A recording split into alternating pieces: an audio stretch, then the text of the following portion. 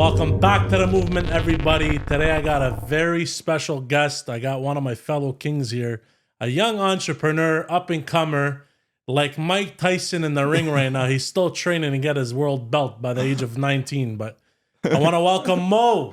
Thank you, man. Thank you. I'm super happy to be here. And First time pod, eh? yeah, first time pod. For the reference, by the way, my actual name is Muhammad Ali. So Muhammad Ali reference Get the was out of here, man. yeah. I got to stop cussing a little bit. I just found out my mother, Yeah. she's been watching my pods. Ooh. In general, waffles don't play games, bro. So I get home one day and I get whacked at the back of the head, and I'm like, "What's that for?" I'm 32, bro. You know, I thought this ended already. Bro, you will always be a baby to your mother. 100%. And I'm the youngest in the family, anyways. Are you? Yeah, Okay, yeah. okay. I am the baby. So, Yeah. anyways, I get home and then, what was that for? When you gotta watch your mouth, eh? What are you talking about? That didn't say nothing. I've been watching your podcast. I'm like, bro, I thought I got an escape from here. You know, You actually sold yourself out. I snitched myself out. I'm telling you, just by cussing and stuff like that, man. I gotta hold my tongue too, then, just out of respect, you know. No, say whatever you want. I was just having some fun. Fuck it. Where are you from? Where do you think, man? Lebanese. Lebanese. You look Lebanese, bro. Yeah, I'm Lebanese. I'm as Lebanese How as it gets. Lebanese are you, though, man? As Lebanese as it gets, man. Leb to the core. Dami Lebanese? Dami Lebanese. It's funny. I always say that, bro. Yeah. I always say I'm so leb, bro. Like if you're the same way you can tell a honeycomb Yeah. to see if it's real honey, you put the water in. Bro, if you put my blood in there, you'd see the leb flag, bro. Okay. You know what I mean? Yeah, no, That's- that's a different level. hard. Like, I was never born there, though. I was born here. Same here, man. Same here. You ever been back? Yeah, last time I went was 2016. Been wanting to go back, but with everything that's going on over there, it's just not feasible Especially right now. I guess no one's going to be going. I think they said they're shutting down the airports. Yeah. No, it's absolutely crazy, man. But yeah, man, I love the country. My parents raised me very well, and I'm very like a traditional Leb. Values are still stuck around love it, man. throughout my whole life here. And yeah, man, shout out to Mama and Baba. Shout out to Mama and Baba, man, raising the Absolutely. kids right. Yeah, absolutely. Man. Absolutely, man. You know what? I'll tell you, I take the good side of it. When I say I'm like a diehard Leb, I take like the good side of the culture. You know? Yeah. And I think a lot of people nowadays, I guess whenever you're born in countries like these and stuff like that, I guess, you know, a lot of people I see that they're Lebanese or for their different races, they don't know how to speak even the language anymore. Yeah. So if you can't speak the language, you lose a lot of the authenticity. Yeah. So No, absolutely. how old are you, by the way? I just turned 22, man. Oh, you're 22. Yeah, turned 22 last week. Holy smokes, I'm a decade older than you, eh? Yeah, 10 That's years. crazy. I wish I was 22 again. You know, the dumbest line we said when we were kids is, "I can't wait to grow up," eh? Man, I'm feeling it, and I'm only 22. So I know it, man. Mama and Baba were right when they used to tell me, "Yo, you don't want to grow up." And Yeah, I'm like, our dream was, I can't wait to be 6 foot tall and grow a beard. And by then, you're like, I don't want to shave anymore. yeah, I'm sick of trying to find clothes that fit. yeah. That's hilarious, man. So tell me about yourself, man. What are you all about? So What are you doing nowadays, man? I do a couple of things, right? The biggest thing that's going on right now is I'm the vice president at Six Figure Student. You had one of my good friends, Haroon, on the podcast before. Haroon. Yeah. Mr. Gary Brecka. Yes. Are you on that tip too? No. Really? I like Gary Brecka. I won't lie. I'm just starting to lose the weight again now. But The thing is, I don't know enough about it, right? Like me, Haroon is a very, very like he's him and his food. It's like a different kind of like if I see him eating ice cream, it's like the end of the world. It's like whoa, it's commitment, man. yeah. Sheesh. No, he's super committed. So me too. I don't even know much about the guy. I've heard his name the first time when I watched the podcast with you and Haroon. Oh, is that legit? Yeah. So I like what he says, because you know what, you realize in life, you're a lab, bro, right? We actually have a book that's been passed down generations per generations from great grandfathers to now. Okay. Like homemade remedies. Oh yeah. You know what I mean? And the crazy part is those homemade remedies were bang on. Like, how about I tell you, this is why I don't believe in the pharmaceutical industry. My mother, this is an old story. My mom, I think she's 60-something now, 61, 60. And so when she was younger, like maybe in her 20s, when they were in Lebanon, her and my dad, I guess she got a 3rd-degree burn on her leg or something like that, you know? So the crazy part was, so it's on whatever, it's hurting her. Obviously, it's going to leave a massive scar. So I don't know what my grandfather does, bro. My grandfather, may rest in peace, is a genius. Remember, this stuff has been passed down hundreds of years, bro. You know what I mean? Like Dwight, my last name, they're very big on lineage, you know? Yeah. So anyways, I guess my grandfather, he gets this, I think it was a sunflower seed leaf or something like that. A leaf of some sort. I don't remember what it was. Okay. He makes this weird concoction, my brother. Okay. Spreads it on a leaf. Like that way you see at like, you know, those movies like fucking Lion King and shit like that. You know what I mean? They put the leaf on the, you know, on the animal, whatever. But anyways. Yeah. He puts his concoction on and he puts the leaf on my mom's leg. But before he does it, he's telling everybody. Like my uncles, hold her down because it's going to be crazy painful.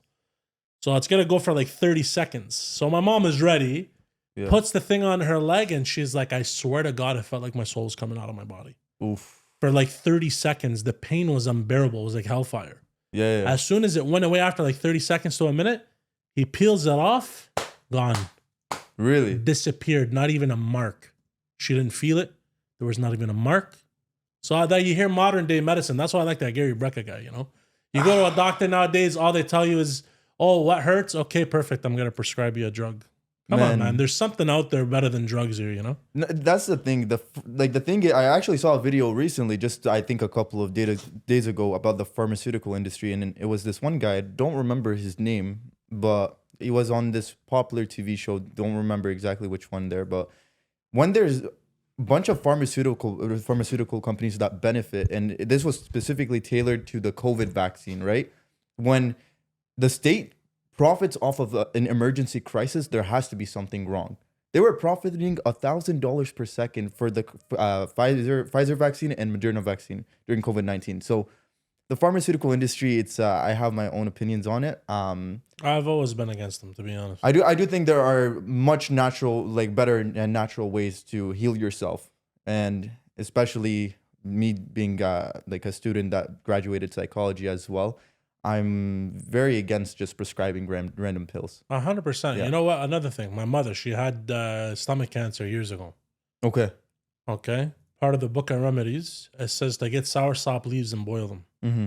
This is like 2012, 13 or something like that, way before TikTok and whatever. Yeah. So she does it, right? You know, calls a couple of the plugs. You know, these hijabi women, bro, they're connected like Al Pablo, bro, you know? So she makes a few phone calls to her connection there, you know what I mean, in the hijab Bluetooth. Anyways, and then she gets whatever she needs, right? The doctors and everybody's saying the same shit. Go do chemotherapy, radiation. And very well against that, because we've had family that have passed away from cancer, and the radio, after you see them from chemotherapy, honestly, they look like a completely different human being. Yeah. Literally like The Walking Dead. So my mother's like, there's no way I'm doing it. So anyways, we go back into the book of remedies, hundreds of years old. Soursop leaves. Anyways, she starts taking it. Doctors keep telling her, you need treatment, you need treatment, you need treatment. She's like, I'm treating myself. Next thing you know, she goes back to the doctor after she does her own treatment or whatever, soursop leaves and tea and whatever she was doing. Yeah. Cancer's gone. How's that possible? That's insane. So it turns out nature has a remedy for most things. That's crazy. So you wanted to administer radiation, literally poison toxin to the body, and soursop leaves were able to do it. And then later on, as the years came out, TikToks came out. Yeah. And you see the soursop leaves. I'm like, holy shit, I guess it's more widespread now, you know? Yeah, no, that's the thing too. It's like, man, it's a little bit crazy how it's like radiation and the chemotherapy. It's such an intensive kind of like therapy to heal someone, man. And it's not even like the risk to reward ratio. It's absolutely insane. Garbage. It just doesn't make sense. And I know that the thing is the cancer industry as well. It has like lots of money in it. Big bucks, bro. They could have cured it a long time ago. They don't feel exactly like let's be very honest. That's yeah, but who knows? Maybe we're just crazy conspiracy theorists. No, I don't think it's even a conspiracy at all, man. Even old leaders, I think even Gaddafi at some point, they said they'll create the disease to sell you the cure. You know what I mean? Yeah. But I don't know. I'm very big on taking care of the body. Yeah. I know I'm going to look like a hypocrite. I'm not the thinnest guy in the book right now, bro. But I had a car accident. I get a hall pass. Yeah. No. I remember you said that. And even for me, I like to take care of my body. But, you know, man, I'm all skin and bones. That's okay, man. All skin Don't and worry. bones. Some fasulia, oroz, kafta, batata, bro. Exactly, You'll be good to go. Aces. Mama's food. Yeah, 100%. Aces. Yeah. So you live at home? Is that what it is? Yeah. So tell me your journey. I want to know about you. Okay. So let's get away from the pharmaceuticals to get to Muhammad Ali. Let's get to it, man. So my journey started in my second year of university, there right? There we go.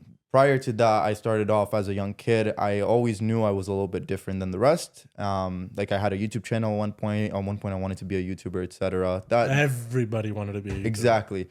But I stuck it out, etc. But then I didn't have the same drive and passion towards it. Why did you stop? Going into it, I knew that I needed to get educated, right? Coming from a traditional background, education is super important. And at one point, I didn't want to go to university to pursue a YouTube career. That didn't go so well, right? 100%. So, what did your mom say to you? She's like, "Are you crazy?" Basically, like, "Are you crazy?" And my dad said the same thing, but I told you to shut your mouth, get your ass up, go to school. I'll fuck you up right here, right now. Who do you think you are? You son of a... pretty much. Why you gotta sugarcoat it? We know how it went down. No, exactly. And I also have this one cousin. She's like a sister, and she talked some sense into me. Whatever, told me a little bit about university, and it's not like I had the choice. Like I was gonna go either way. It's just a matter of if I was gonna go and like it or not like it. Yeah, you were held at verbal gunpoint by your family. Exactly, right. And anyways, long story short, I start university. First year, I think I went into my university not really knowing what I wanted to do, and I just wanted to graduate and get a government job. That was the goal. Do you feel like that's like consensus within most students? First year, they really don't know what they're doing? Well, at least for me personally, yeah. Like I think for students in general, they don't know what they want to do going into their first year, unless there's like the specific ones who have a goal, like in that they've had a goal that they think they want to be doctors since exactly right. But for me personally, it's like I didn't really know what I wanted to do, and I was going into university with hopes of figuring it out. Reality is the narrative is always the same for most students. It's like go into university, get a degree, and go get a government job. It's good benefits, etc., pension, and work till the age of 65 years old, and then you can enjoy the rest of your days. And at the time, that didn't sound so bad. Honestly, going into it blindly, that's the only kind of plan I had. And after I had my first year, I met a lot of ambitious students, not specifically within entrepreneurship, but just people that were doing working extremely hard within their jobs, or people that are striving to be doctors, lawyers, engineers, etc. Super intensive like programs, and I see them studying, working, and getting absolutely amazing grades. And I really thought about it, and I'm like, okay, these people are striving to make, let's say, $500,000 a year. And I'm striving to make $65,000 a year, right? Maybe that's what it was at the time, or that's the idea I had, right? So then 65K though, a guy that's 18, 19, that's not pretty damn good. Yeah, but that at the time I wasn't thinking like I was thinking eventually working up to 65,000 after I get my degree, etc. But anyways, I changed my goal to be a lawyer. I'm like, okay, I'm gonna strive to become a lawyer. Then the year ends, whatever. December or November of 2020 hits, and I receive an email to sign up for this program. It's like to run your own business, etc. Blah blah blah. I'm like, yo, what's the worst that's gonna happen? Let me sign up. Right. I sign up. I go through these rounds of interviews, etc. Long story short, I get selected to run my first profitable business, and that was in my second year of university. Nice. It was a window and eaves cleaning company. Had a great mentor, etc. And after successfully completing it, that was probably the best decision I had taken in my life.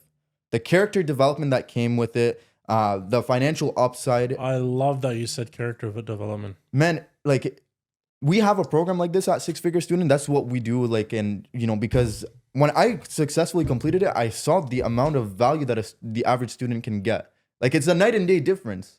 So anyways. Why is it a night and day difference? Because my point, what I always tell students, most students, and me included, were attracted by the money initially. Like, oh my God, 20, 25K, 30K in one summer as a student, that's insane. Like I could never do that at a regular job. The thing is, the character development that you're going to get, the skills you're going to build, is going to result you in opportunities that are going to open up that you can't even see right now. Fun fact. A very good point of view. Let me tell you this. Back when it was 2020, right? I believe this was December 2020. Prior to starting my business, there was like this networking initiative that everyone was doing, connecting with people. Yeah. I decided to connect with this one person, Hamza. I don't know if Harun told Hamza Chamayev, bro. Come on. Hamza Chamayev is a good guy, bro. Definitely not him, but he's a killer. he had a great fight. But he killed everybody. Yeah, I love that guy. I love his fighting style. But Hamza. Yeah, Hamza. He's actually Harun's brother. He's the president and founder of the company, right? I hopped on a 15-minute call asking him for simple advice before starting that business. Fast forward a couple. Were you guys already friends? By the way? First time meeting him. How did you meet him again?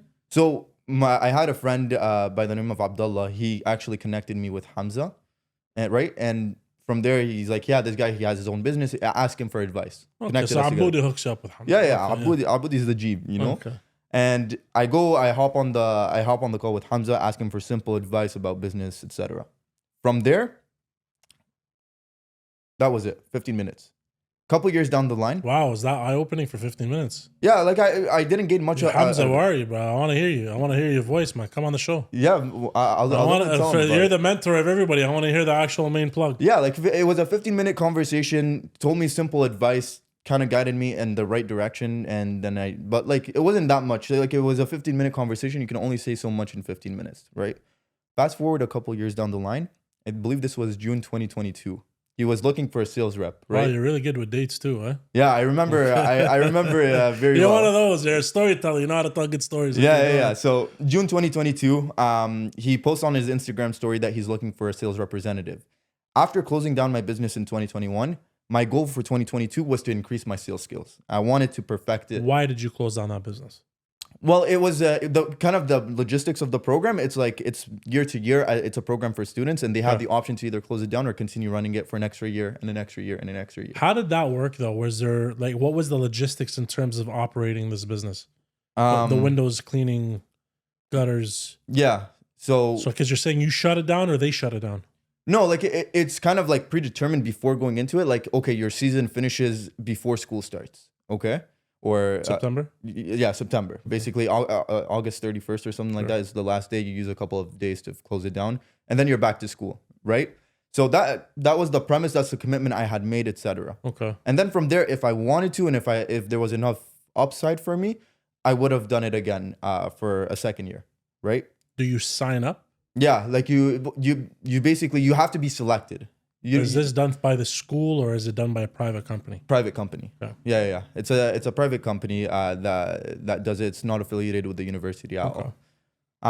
But yeah, after completing my business for the first year, I'm not gonna lie to you. I was pretty burnt out, even though I don't believe in it now. But at the time, I thought I was burnt out. Back in the top G models nowadays, eh? Yeah, like it's. I thought you don't burn out. Okay. No, like the thing is, it's like stoic.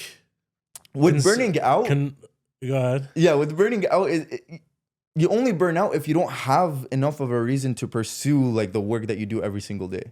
That's what I realized. But if you have enough of a reason, like if somebody comes to you and puts a gun to your head saying, "Hey, like you gotta sell like $5,000 by the end of the week," the way you're gonna show up to sell that week versus the way that you're gonna show up if there's no gun to your head is gonna be a little bit different. 100%. Yeah, so I like to be under pressure, man. Exactly. You know what? I don't know peace. I only know chaos. Well, that's the life we choose, you right? know what I mean? Until 8:30, 9 o'clock at night when I got the argili in my hand, I don't know anything else. Before that, I'm like 7-Eleven, man. Yeah. Fucking chaos. Anyways, continue. Yeah, absolutely, man. No, I totally relate to that too. So, I lost my train of thought. You were talking about you don't burn out. You were saying you felt burnout from the first business. Yeah, I felt like I was burnt out. I pay attention, my friend. Yes, you're a good listener. I was running my first business and I closed it down. I was feeling burnt out, but reality was it was just in like a lot of challenges as a first business, and it's normal. That's what I kind of signed up for, and I thought I wanted to take a break from it. By the way, I don't believe you don't burn out. You think I absolutely believe in burnout. You know what? I love that warrior mentality. I'm all about that lion mentality. Yeah. But you know what happens is after a while, when you go through the shit for so long and you're in the trenches, you start actually seeing real problems. Yeah. You start going through lawsuits and, issues with staff and employment and this and that. There's so much at some point, the storm gets so thick, you start to get tired because you're like, my mental capacity is draining me. Absolutely. The reason why I like the way he puts it down in terms of, stoicism and converting the energy and giving you more drive and stuff like that. That's another way to do things. Have I burnt out? I think so. Yeah. You know what I mean? I mean, keep the mentality. I'm always, even when I'm like this at the wheel and falling asleep, I say real men don't get tired. Money doesn't sleep, so I don't either. And that's the only way I keep going. Yeah, exactly. Right. Like I think that I told you, like, I thought I said, like, now I thought I burnt out at the time, but maybe you do have 10 years on me. Maybe I just haven't seen enough. Maybe I haven't gone through enough bullshit. No, you probably did. You just, you know what? You probably did go through a burnout. It's good. Tell yourself otherwise, eh? Maybe I'm just play a convincing mental myself. trick on yourself. It works. Honestly, I'm being serious. Maybe. But that's the what reality, I'm just giving real context. You do burn out, man. Yeah, no, for sure. And I think, like, over the years too, you kind of learn how to manage the burnout. Like, you kind of anticipate it. For me personally, like, I need a lot of social interaction to keep my battery up, right? And that's how. So I actually take the time to schedule breaks or schedule hangouts with friends, so I can re-energize and go into the next week full with energy. You schedule hangouts with your boys? Of course. We can never be friends, man. Well, okay. I'm a spur of the moment. Yo, Mo, what are you doing? I'm at home. Well, listen. What do you mean you're at home, man? Come pull up. What are you doing? The thing is, okay, with my super close friends, it's like, I see them every day. They're just a part of my life. Maybe I'll do some work. Or okay, you're talking networking then, bro. You know what I mean? You got to take an appointment. We'll take you out the Moxie. No. Yeah, like that. Like, for people that are like still good friends, but I haven't seen in a minute. Yeah, absolutely. Like, I need to schedule it because it's nuts. Like Anyways, continue. You like this guy? Oh, go ahead. I have to, man. Send me a calendar link. We'll go from there. Oh my god, man.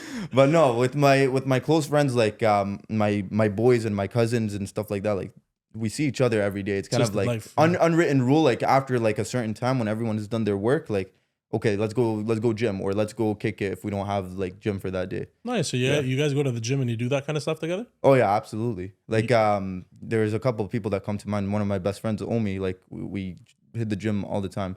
Like, recently we've been going on our own, like, without each other. Like, I go in the morning. Fit for Less. The trenches. What? That's my guy right there, bro. You know, you got to keep to the roots. Yeah. Yo, where'd you grow up, by the way? I grew up in Ottawa, born and raised. Where in Ottawa? I started off in the south and moved to Orleans. Where in the south? Say it. You know, Essen? Yeah, that's right off. That's near Blom and them. Yeah, like down Hunt Club to the right, Essen. That was my street. Okay, hold on. Were you in the hood in Essen? Yeah, like, or are you on the right side in the nice houses and the singles? No. Like, I see what you're doing, bro. Just say you're from the hood, bro. You know what I mean? No, okay, well, the thing is, there ain't no shame in the game. No, I know, but like, the thing is, I was also like such a young kid. Like, I don't even remember that part of my life that much. I was like, really? I moved to Orleans in grade 1. You went to the east? Yeah. The east is least, man. I can't even help you. Bro, I still love the South. Cat? I know, I love the South. Come on, man. If I had to go to Orleans, I literally got to call the passport office to get a visa, bro. I can't go there. You're crazy. Bro, Orleans is actually getting clowned. Yo, it's a nice suburb. It's nice. It's peaceful. Keep it there, bro. Don't bring it in. I don't like Orleans. I don't go there much. Well, no, Orleans is. I actually love Orleans, but I also love the South. Stop saying that, bro. You can't have two loves, bro. You know what I mean? Either you're a South side or you're not. Bro, I'm from the West, bro. I'm a diehard. Been in the West. Stay in the West. I don't know anything else. No, like, it would be unfair to say that I'm from the South. Like, I'd be playing a part that I'm not. Like, for 3 years, 5 years of my life, when I was a kid, I was there. Oh, that's it? Yeah, like, we'll take that away. I do remember, cat, bro. It's okay. We're done. I do remember, though. There was one time, I don't know why I remember these, like, specific memories of my childhood, where I was going to my aunt's house at the time, and I remember a Range Rover. I think it was a blacked out Range Rover, or maybe a BMW side by side, flat tire, and bullet holes in the door. No way. Yeah. Like, that's something I remember so vividly.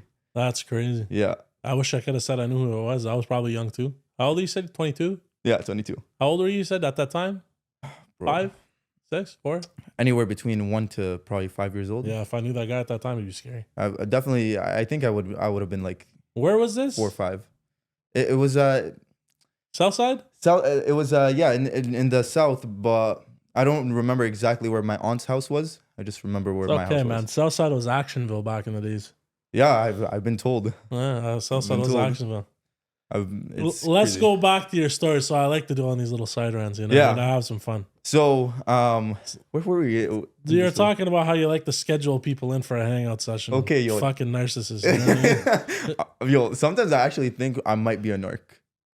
Bro, listen, you send me a calendar link, you'll see a decline real quick. You know what I mean? I ain't doing that shit. No, I wouldn't do that, bro. But if you're my guy, we kick it either way. But if, like, We're friends and whatever. We're good friends, etc. Bro, I need to, or else I won't survive. I won't survive. I'm just fucking with you anyway. So we're talking about how you have to recharge, burnout. Yes. So you felt like, you know what, you're burning out at that time, which you probably were. Keep telling yourself different. I'm happy for you. Exactly. Because I make up stories in my own mind too. But and then after that, okay. So you said you had that call with Hamza. Yeah, so I had that call. Fast forward a couple years down the line, as a sales rep, I was looking to expand my sales experience for year 2. Like at this point, I was in my 3rd year of my university and year 2 of my entrepreneurship journey. Okay. So I was working in a marketing agency at one point, worked in an energy consulting firm, worked in home services as well. When you say energy consulting firm, are you talking about OEG and door-to-door guys? No. It was actually this place called MPN with my neighbor. He was one of my clients over the business, and he told me he wanted to introduce me to his business. So what did he do? Sold hydro and gas? Yeah, like negotiate. I don't know how to explain it. He's kind of like the middleman, right?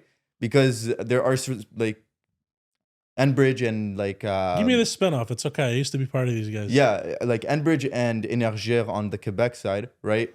Basically, they're the guys that supply gas for these businesses. What a koala.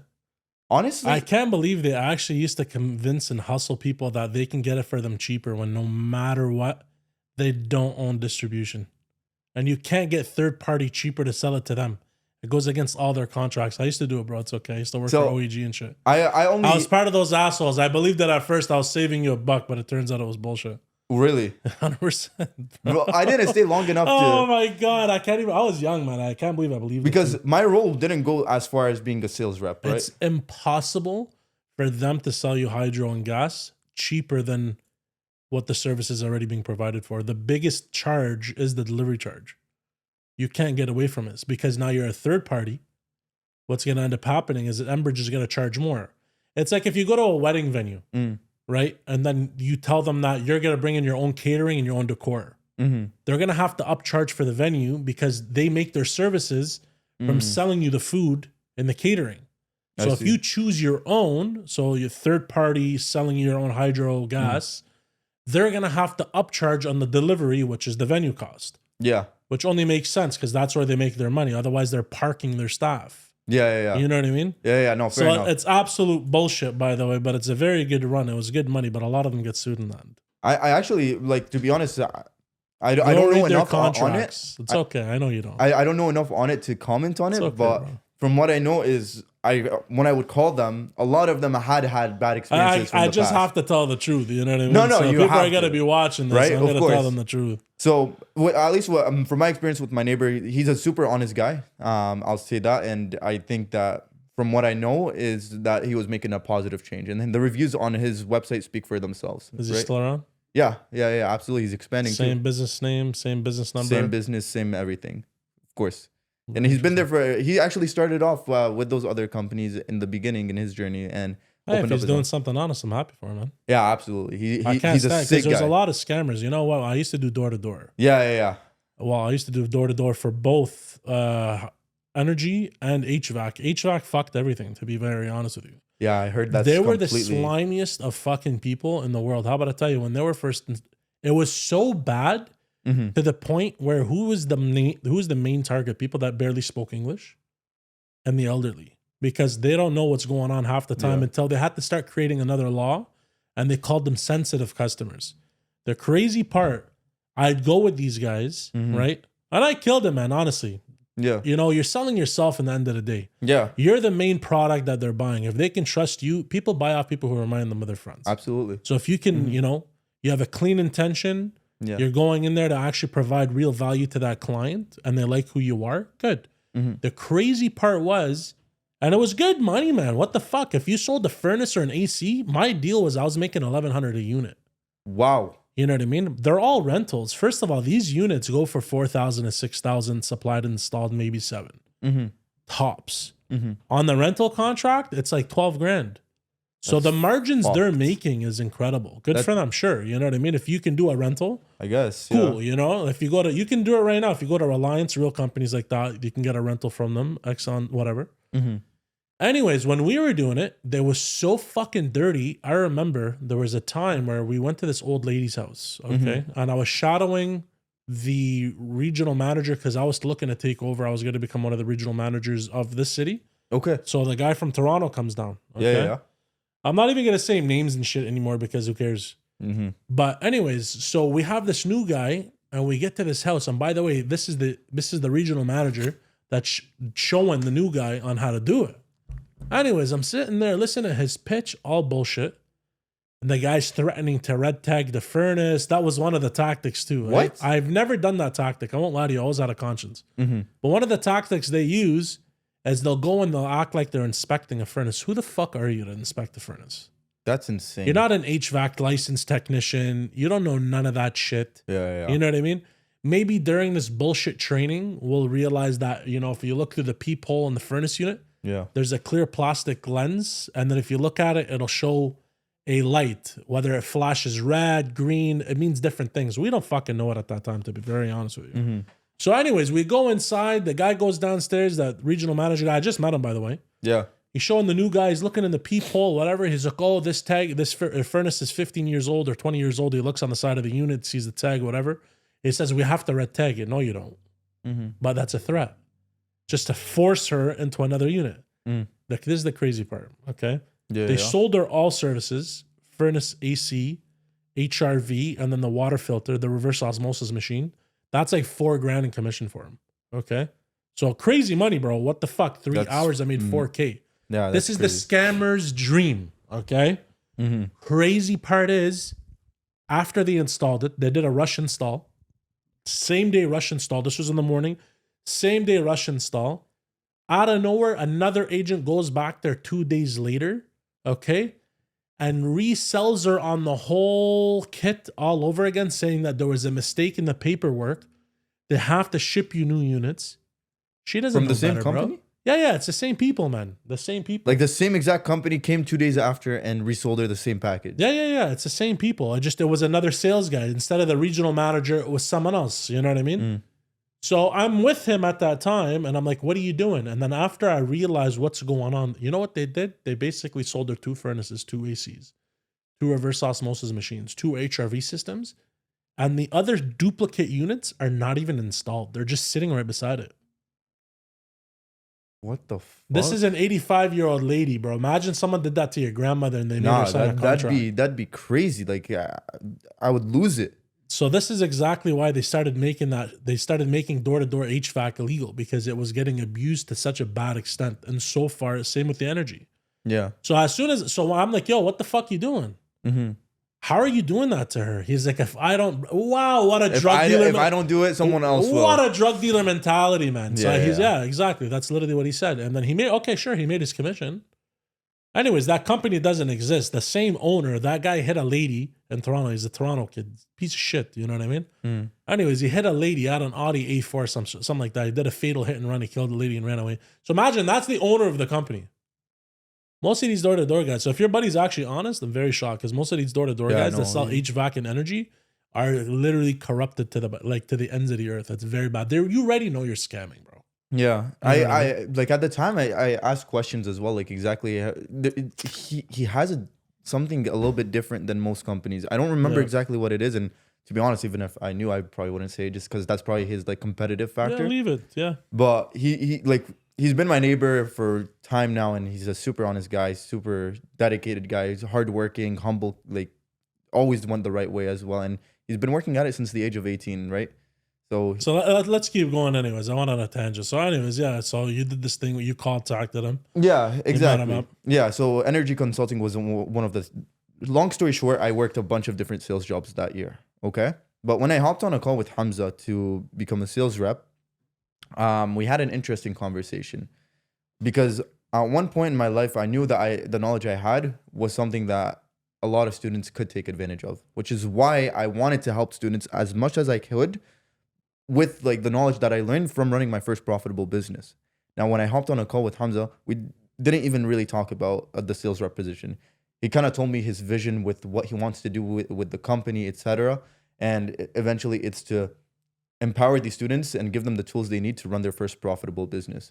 And the moment he said that, I'm like, this has been something that I've been wanting to figure out how to do, but I just don't know how to figure it out. And long story short, we put our heads together and we decided, okay, let's give it a shot, see if there's a potential partnership in this company. And that's when I started working with Six Figure Student. Okay. At the time, there was no Six Figure Student. So you're part of the founding team?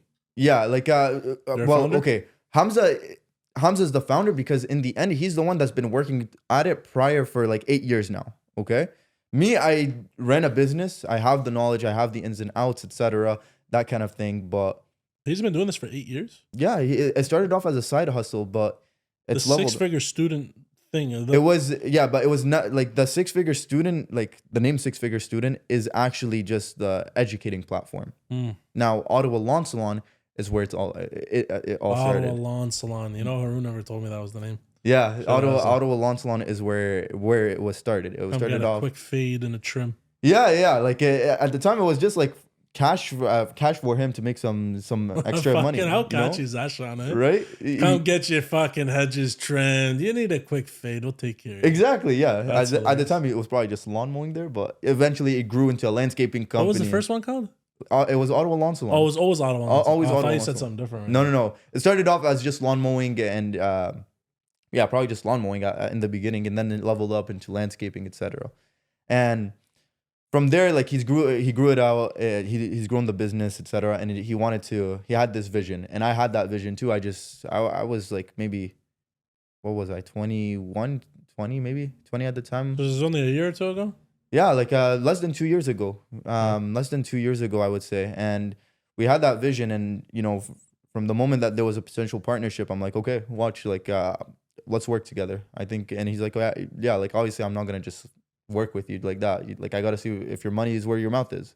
So I'm like, yeah, that's 100% fair.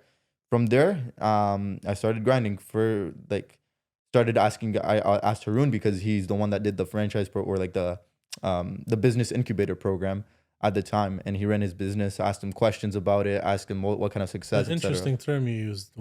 What does that entail? The incubator program. What does he do? Yeah, so what's specific about this incubator program? It's for students, like it's students that become business owners. We help students run their first profitable business. So it's a summer business incubator program, right? Interesting. Yeah. Good marketing words. Okay. Exactly. I almost slipped up there in full honesty, but yeah, he was the actual first business owner that operated his business, and it was a great success. Okay. And I asked him a bunch of questions. That's where my journey had started. Really? He was the first one? He was the first one. He was the first, like, Hamza obviously ran the business for years prior to that, but in order to test if our product is solid, he was the first one. And then wow, it was a great success. It was the pilot project, huh? Yeah. Yeah. He was he's the OG. He's the one that set the record for the company too. Interesting. Yeah. It was a great success, and I was asking questions about that. That's how I originally started.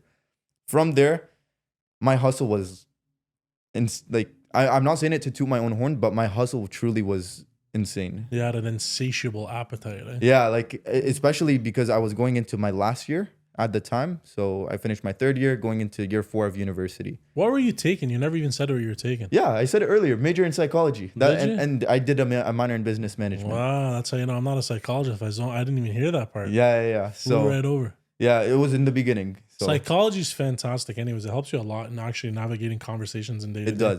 It does, and especially when you combine it with business, it's actually a great combo. Incredible. Yeah, but yeah, year 4, it was probably one of the most challenging years. Like it was definitely the most challenging year of my life.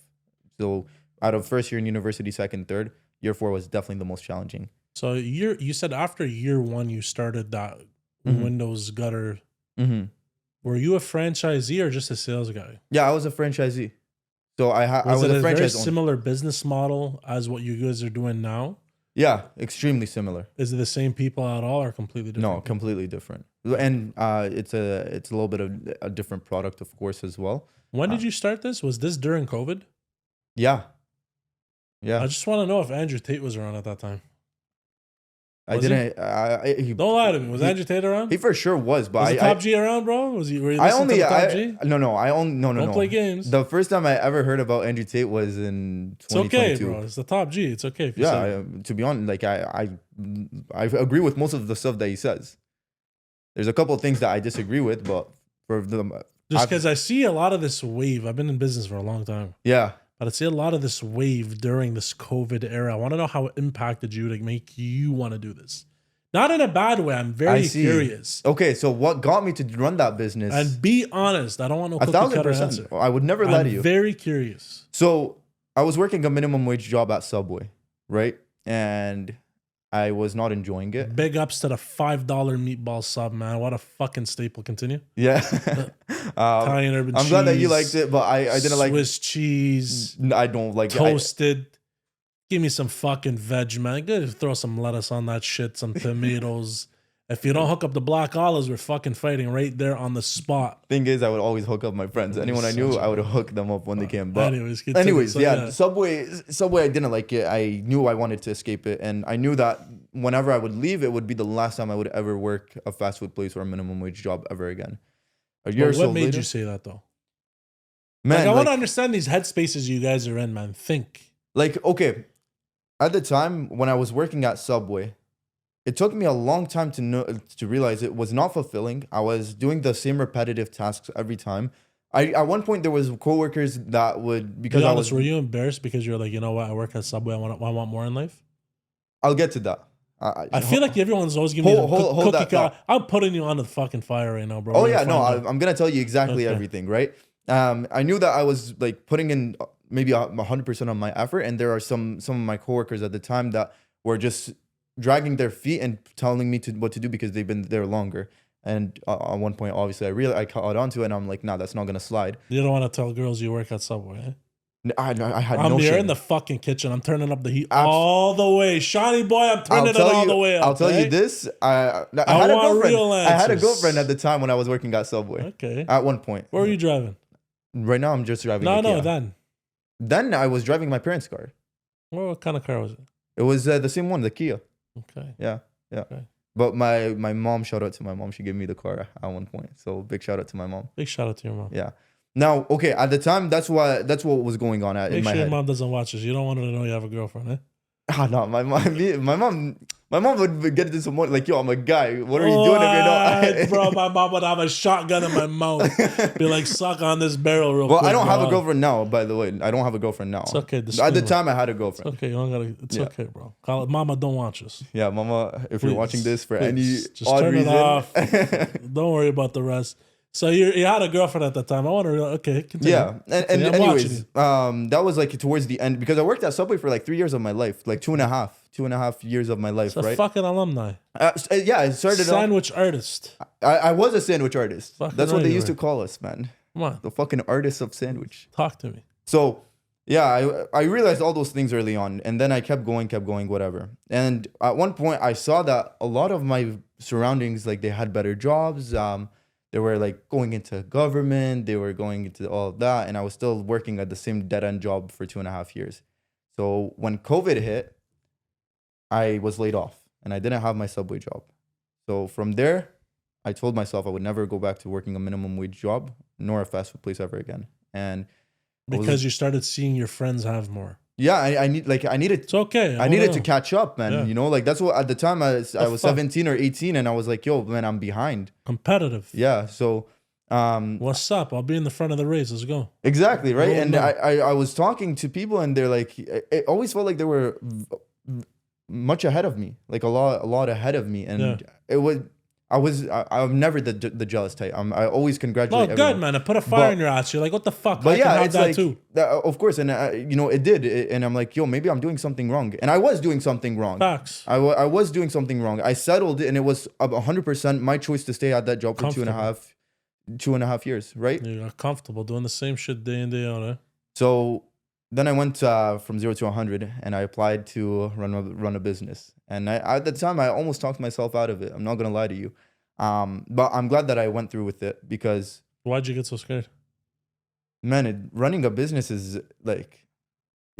all bets are on you, right? Like, what if I don't know how to do this? Like, and also the sacrifice as well that it took. Like, man, I'm not gonna be able to. At the time, I was like, I won't be able to hang out with my friends. Okay. And what if I don't do well? Blah blah blah. And the pressure of my family telling me not to do it. That's actually a very good point because you're thinking also about your social life and you're a young guy. All you know is social life. Everything I knew is university. and I did what I had to do. Were you a big party guy? I do party. Don't expose yourself too much. Your mom might watch, right? No, like I'll go. Like I do party, of course. Like from time to time. Astaghfirullah, if my mom's watching, I don't do shit. Yeah.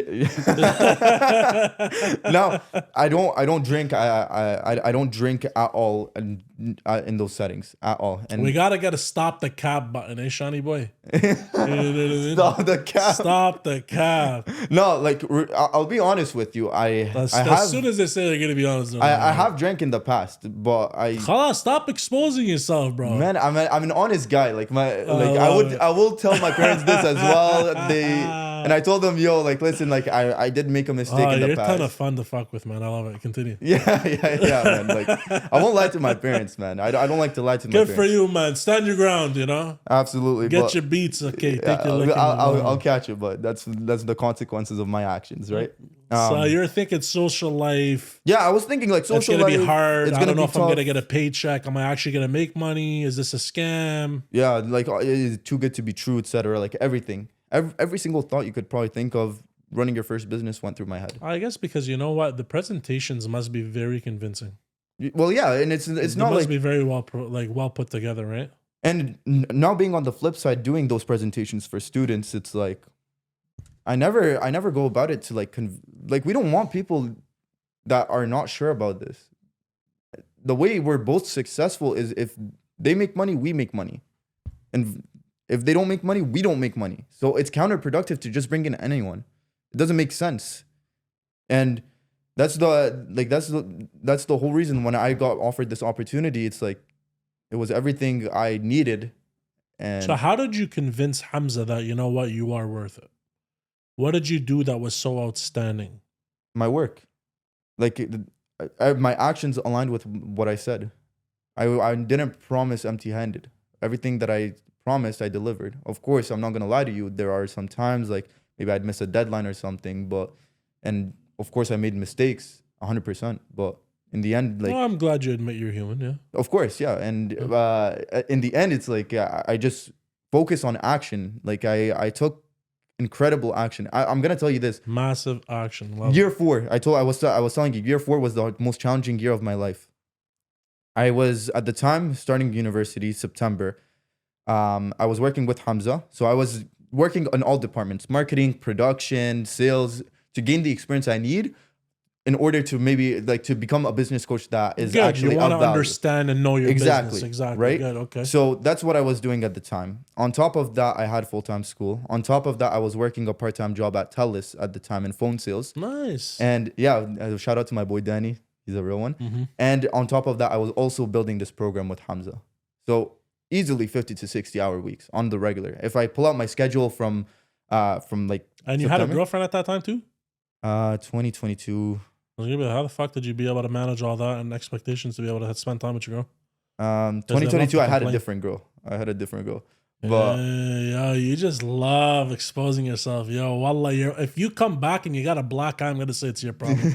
Yo. Okay, your mom's going to fuck you up. I had a different girl. Continue. Anyway. Oh, even worse, man. Yeah, but she was you know what, I'm going to call your mom after this. I'm going to, yo, Shawnee boy, get the timestamps. I'm going to fucking send this thing. I want to see how honest he is then, you know what I mean? She will back up. Even if I like, my mom will back me up. You up so bad, man. My mom will beat my ass in private, but she'll have my back in public. Looney Tune character in front of you, from the Roadrunner to fucking whatever. Okay, so yeah, man. So you're doing 60-hour weeks. Yeah. So at the time I had a girl, didn't work out. Actually, why didn't it work out? You're too busy? Definitely probably was a factor, yeah. Bunch of it's not that one, it was just not working. Thank her later. Out. When you got an M in your pocket, thank her later, you know? Yeah, like it was there was I'm sure I also had my flaws, etc., but there was a lot, like it was a lot of different things. Okay. Don't worry about it. Anyways, it's done. It's in the past. So Allah will not be mad. Don't worry. Yeah, exactly. You're on 4 wheels now. You get to go. So yeah, in the end, that was the most challenging year, and it's the one that I just put my foot down, man. Like there was a lot of sacrifices throughout my university. saying no to specific hangouts for a period of, I think, good for you, 2-3 months. Like, bro, I barely saw anyone. I think I was like tunnel vision. Where did you get that mentality from? That's what I want to know. A lot of kids, do you understand how hard it is when especially people are run by FOMO? Man, everybody, where you guys going tonight? I want to come too. What are you guys doing this? Okay, I want that too. You know what I mean? So for the fact that you distance yourself and you're like, you know what? Discipline, fuck that. I want this now. Yeah.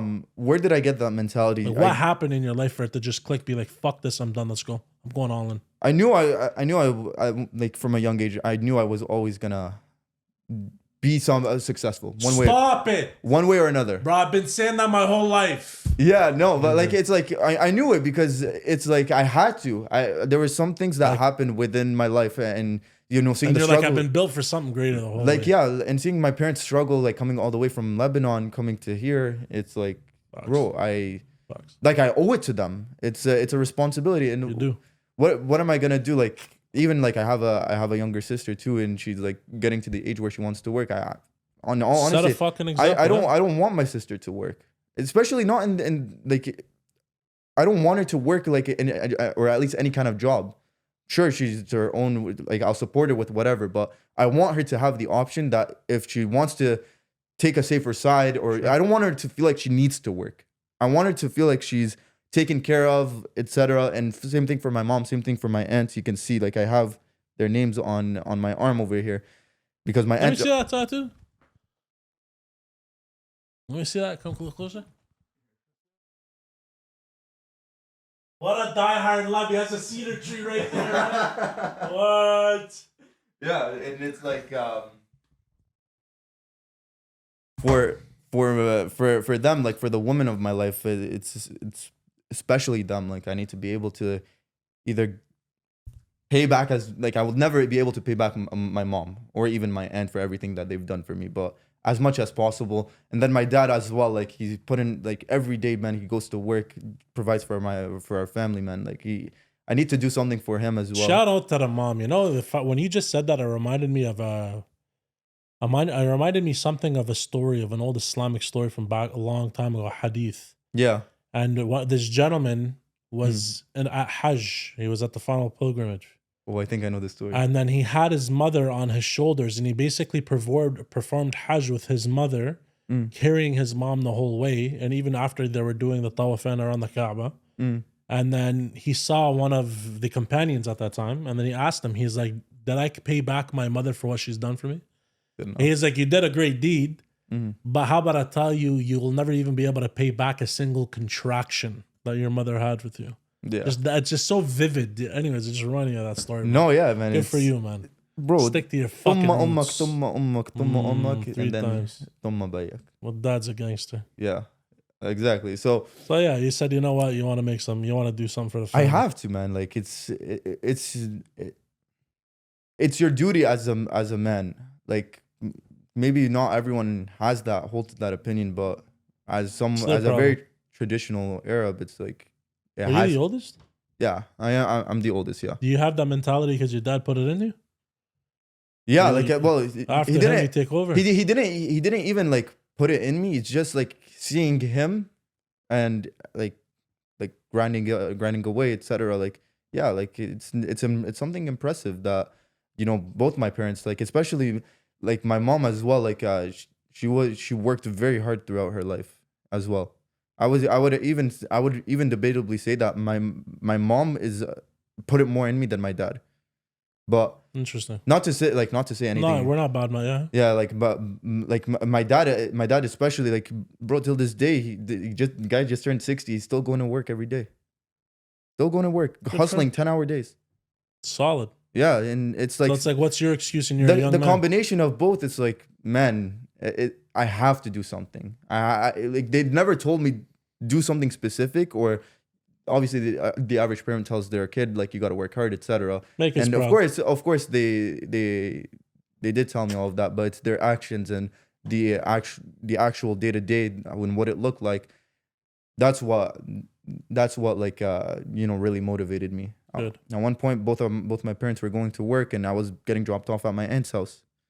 and in the morning, 6 a.m. Really? I was my aunts played a big role into raising me and my siblings. That's so true, man. When they used to say it takes a village to raise a family. Yeah. And that's really not like that anymore, by him. I'm super big on family, man. Super big on family. Good, you should be.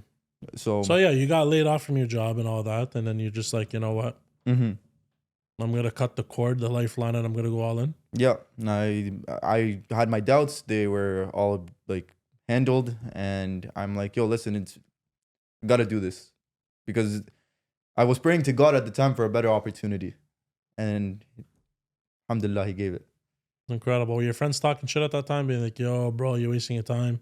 No, like my friends were like, you know, I personally don't understand why you would want to do this. Maybe some of them like, oh yeah, you should. A lot of them were actually very happy. Every one of them at the time was very happy for me as well. And they're like, yeah, you put in the work, like good job, right? You're doing something a little bit different. So you still have the same friends group, even though you've been on this transition. Mm-hmm. They become a better version of you, and it's still the same people. So or are they on the same wavelength as you? They're doing the same thing. Yeah. So second year, no, I actually cut out a lot of my friends. Because I was gonna say, there's no way you still have. I've cut off most of the people I've been with. Yeah. Like from when I was coming up until now, very different. Like from except like year 2 to year 4, I have like my very tight group of people. I would say is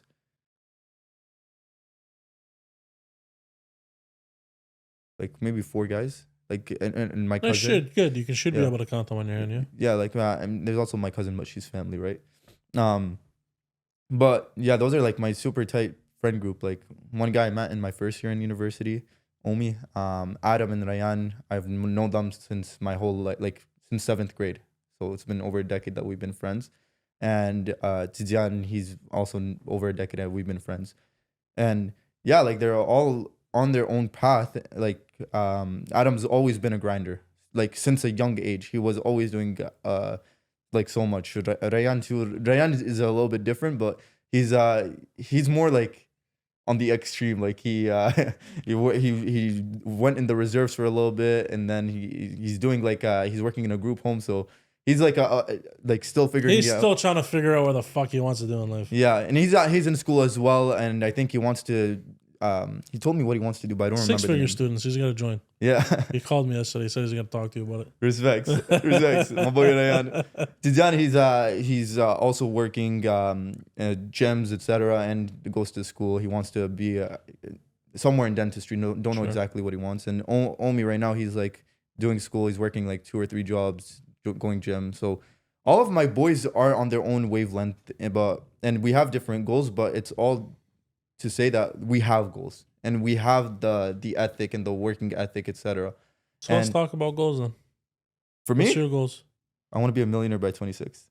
26. I have 4 more years. 4 more years. Yeah. And where are you in the scale of 100%? So far away. So far away. Not even close. Oh my God. But you know, over the last couple of years, I've also made my peace that there's I know that I was gonna suffer the financial, like, not to say like I had a huge financial upside within my businesses, but also I do understand that I have to suffer a little bit financially in the beginning before reaching like the standard of becoming a millionaire. It's something that everyone goes through. What do you feel like in business now, especially during this time right now? What do I feel? Is business up or down? No, business is up now. Oh, business is going up for you guys? Yeah, alhamdulillah. Wow, very interesting. Because what are you guys are doing that are very different than others right now? Because a lot of people's businesses are in the toilet. So basically, because we work with students, right? There's a bunch of students that like they're ambitious, they're looking to learn. There's a bunch of students that are sick of working a minimum wage job, and there's a bunch of them that want to run their businesses, and we think they're going to be absolute killers. They're going to crush their business. Like there's an intensive kind of application process to be selected to run your own business within 6-figure student. And if you're able to get selected throughout that process, it's like you're truly like, from what we've seen, you're truly like ready to go into business and absolutely. What's the difference between 6-figure students and Ottawa Lawn Salon? Six-figure student is the educating platform. For Ottawa Lawn Salon? Ottawa Lawn Salon is it's the business model we've built where we can guarantee success to our students. So what are these students going to be doing?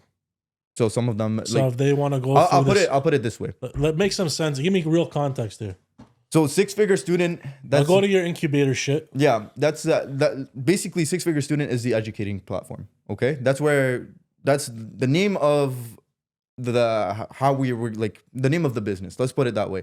Ottawa Lawn Salon. It's like Hustlers University. You're calling it Ottawa. It's called Six-Figure Students.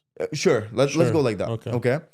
Ottawa Lawn Salon is the business that we've built over the years, where we've perfected every single system and the model as a whole, where we can give it to the students and teach them on it, where we can guarantee success for the students on the condition that they put in the work. So are they doing landscaping?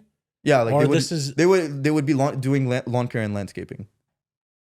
Okay, so it's not like you're educating them to go off and start their own venture and whatever that they want.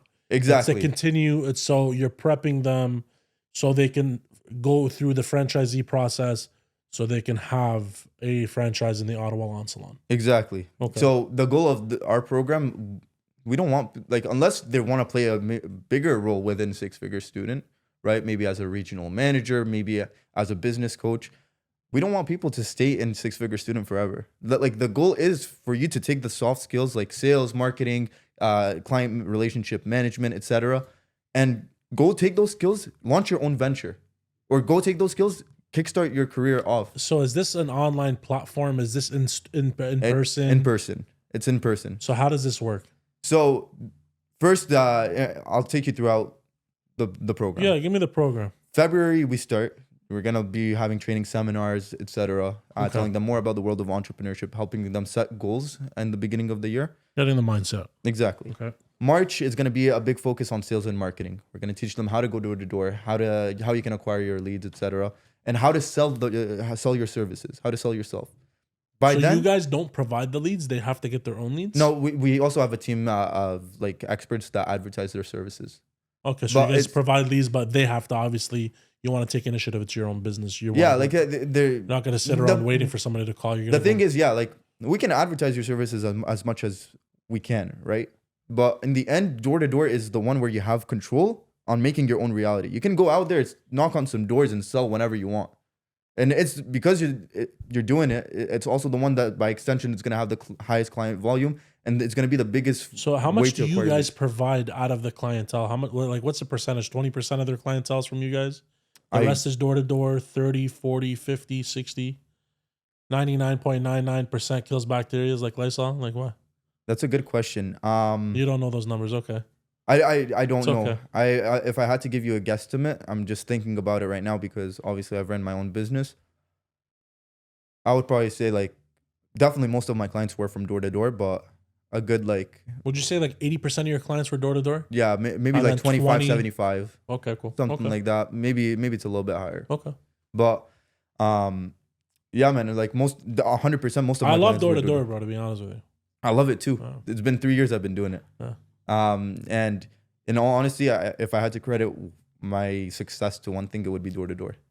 If there was one thing that I had to credit my success for, it would be door to door. You know what? I find there are a different breed of salespeople if you can do door to door because it's the most challenging. It is. Because it's all cold. It's all cold leads. Mm-hmm. Yep. You have to incubate that cold lead. You have very, very, very short amount of time to capture their attention and actually turn it into something different instead of just getting the door shut in your face. Exactly. Thick skin. Oh, yeah. I don't know how many times, I've been told to go fuck myself 1,000 times. I've actually, you know what? There was a time, I swear to God, there was literally a guy came out with a shotgun. Dude. I swear to God, bro. I got some crazy stories door to door. And the guy that I was with, I'm like, bro, listen, man, let's just go. And he was still trying to pitch his service. I'm like, what the fuck are you doing? This guy literally is at gunpoint, bro. He doesn't even give a fuck about buying your service. Why are you still trying to sell it? Did he end up getting it? Hell no, he didn't get shit. But I'm just saying, that's a different level of persistence. That's annoyance. You're an idiot. Yeah, no. But anyways, door to door, it's crazy how much thick skin you have to be able to survive that. Door to door is it just builds your character. 100%. from the moment that you knock on a door to the rejection, you get desensitized to the rejection as well. Helps you like going up with people that you don't know, helps you to connect with people on the spot as well. Like you so think many quickly benefits. on your feet. Okay, so yeah, so you go through the mindset phase. February, you start the program. Sales marketing in March. Okay, April is hiring and setting up for your business. May to August is like the production high. That's when we start rendering services in May, and we keep selling in May and June. Then it's gonna shift more to a management kind of role in July and August because the window of opportunity dies down a little bit. September, October, it picks up a little bit afterwards as well, and then the season closes down October 31st. And it goes back. So you guys are literally about to close the season. Yeah. Interesting. Yeah. And then you guys started up February again. It's all subscription based. Yeah, it's like so we have some students that have already been selected. They're going to be running their businesses with us next year. Nice. Super excited, man. Nice. They're absolute killers, and I think they're going to I'm confident they're going to crush their business. I wish them nothing but the best, man. Yeah. Hopefully you guys deliver on your end, they deliver on their end. Of course. It's a successful It has to go that whole way. way. It's the only way that this works, right? Because full transparency, it's a revenue share model. So we're running out of time. Let me ask you this. Do you feel, is there something else you'd like to try doing? Or is this something that you foresee yourself doing for the next 10, 15 years? It's definitely something I see myself doing for the next 10 to 15 years. Okay. However, with that being said, of course, there are some things that I have to put into the wealth creation machine. That's what I like to call it. So like investments in properties, etc. The multiple income streams? Saving your money is not the way to go. It's like you have to invest. And I need to learn how to invest. That's for sure. That's the start. And that's what I'm going to be doing over the winter. And hope is by next year, I'll be having my first property or two. Hopefully, man. I wish you nothing but the best, brother. Inshallah. Listen, we ran out of time. Okay. It was a pleasure, Muhammad Ali. Yes, sir. I wanted to ask you a couple more things. I'm going to ask you this last final question. Okay. If you knew what you knew now in the beginning of your journey, what kind of difference do you think it would have made for you? And what would you have done different? If I knew everything that I knew now, what would I have done differently? Example, from the mindset. Exactly what you're teaching them in the incubator program. If you knew all that and how to run your own business and make your own money, because you're basically creating money out of thin air. Let's be very honest. You're generating a random customer and then it turns into tangible funds. If you knew all that, what would you have started different? Would you have been on this endeavor? What would you leave people with? What would you do? How life would be different if you knew all this when you were working Subway? If I knew everything that I knew now, what would I have done differently was instead of applying for a regular retail job in the beginning, I would have applied for a door-to-door job. I would have started off there. Because I had to rewire my mentality from an employee mindset to a results-oriented mindset. That's the one thing that's what I would have done differently. I wouldn't have changed my path because in the end, that's who I am and that's what made me the man I am today. But if someone that's watching this behind the screen that's young and that's looking to take their first step into entrepreneurship, maybe you're a young guy or a young girl, I would say I would definitely do door-to-door. Door-to-door that's where I would have started off. Very interesting, man. Yeah. Okay, brother. It was a pleasure. If you guys liked what you guys saw, smash that like button, subscribe, click that little bell so you can see whenever another video is coming up. It was a pleasure having you, brother. Thank you so much, man. I'm glad to be here. Until next time. Now, this is your first pod. We popped your cherry onto number 2, man. Yes, sir. Yes, sir. No, it was definitely an interesting experience. I thoroughly enjoyed the conversation we had. Me too, brother. Yeah. Logging out. All right. All right, Mo.